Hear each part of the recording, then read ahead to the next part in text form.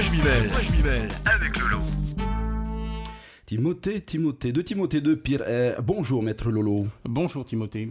Je ne sais pas si tu as vu Tahiti Info hier, mais j'ai été très surpris que la grande loge franc-maçonnique de Tahiti se dévoilait. Que faut-il en penser ?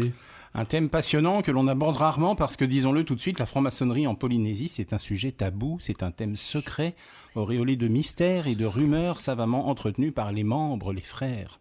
Alors oui, la bande FM, pardon pour cette familiarité pour la confrérie franc-maçonne, faisait une visite de ces nouveaux locaux situés à Tiperoui, de son temple. Oui, parce qu'il y a tout un vocabulaire à respecter. L'Amicale des Ch'tis de Polynésie, par exemple, elle a une salle de réunion, les francs-maçons ont un temple. Là où un club de bridge se réunit entre potes et entre membres, les francs-maçons se réunissent entre apprentis, compagnons, maîtres et grands-maîtres. Il s'agissait d'une opération de communication pour battre en brèche la réputation d'opacité de la franc-maçonnerie. Bon, en l'occurrence, on nous montre dans l'article de Tahiti Info le décor des locaux vides situés dans un hangar de Central Sport à Tiperoui. Je regrette qu'il ne soit rien dit sur les activités des francs-maçons. Que se passe-t-il pendant les séances ? Quelles sont les actions concrètes ? Par contre, on s'attarde sur les symboles, le compas, l'équerre, la Bible. La salle de réunion du temple ferait passer le tribunal de Papeete pour un austère dispensaire des Tuamotu, tellement c'est agencé de manière solennelle et luxueuse, avec moquettes frappées des symboles, lesquels sont rappelés au mur, avec des fauteuils ornés de blasons. Une opération de communication qui semble nous dire, voyez, on est bien installé. Et donc, bravo pour cet aveu, pour cette transparence de surface, mais comment tout cela s'organise-t-il financièrement ? Ça, on ne le saura jamais. On imagine que tout se fait par des dons internes, sachant que les frères sont en général des notables, des chefs d'entreprise avec des moyens conséquents. On nous détaille les différents endroits de ce temple avec le cabinet de réflexion pour les gens qui voudraient devenir membres, une sorte d'isoloir comme dans Secret Story. La salle de perfection pour les frères qui veulent approfondir leur expérience maçonnique. La salle des agapes, parce qu'il faut bien que les frères et les maîtres se restaurent. Mais que mange un franc-maçon ? Un shaomen du snack mimiche ou un suprême de saumon à l'oseille et sa tombée de poireaux ?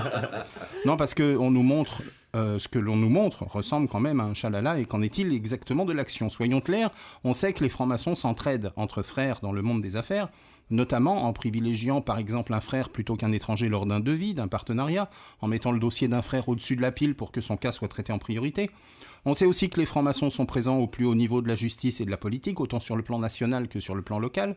L'opacité qui les caractérise est la porte ouverte à toutes les rumeurs et toutes les légendes urbaines, et on n'en apprendra pas plus avec cette opération transparence qui me fait penser à l'affaire de l'interdiction des vitres teintées et le compromis des vitres teintées à 30%. Ici, c'est un peu pareil, c'est de la transparence vraiment relative. Et pourquoi cet aspect secret dans les activités franc-maçonnes ? On met en avant les valeurs de tolérance, d'honnêteté et de foi. Donc on pourrait imaginer qu'il y a des actions sociales qui sont décidées dans ces réunions, mais que font les francs-maçons pour les SDF et les familles nécessiteuses de Polynésie ? J'aurais toujours plus d'admiration pour une petite association qui agit concrètement sur le terrain que pour des grands maîtres qui se réunissent en cachette sans que l'on sache s'ils aident qui que ce soit ou s'ils discutent des résultats du PSG et de l'OM. Ou au contraire, ourdissent-ils des stratégies politiques pour faire des alliances, créer des réseaux, approcher le pouvoir ? Y a-t-il des petits arrangements entre amis au niveau judiciaire ? Pourquoi autant de détails et de symboles protocolaires ? Pourquoi différentes loges ? Pourquoi ne pas intégrer les femmes, qui ont leur propre loge ? La franc-maçonnerie locale qui reste, quoi qu'on dise, composée essentiellement de notables popas, et qui ressemble à un machin élitiste qui ne sert pas à grand-chose. Peut-être une journée porte ouverte bientôt. Quoique, vu le degré de transparence dont ils font preuve, ce sera plutôt au mieux une journée porte entrebâillée. Merci frère Lolo, passons ensuite en cabinet de réflexion. C'était De quoi je m'y mêle avec Lolo.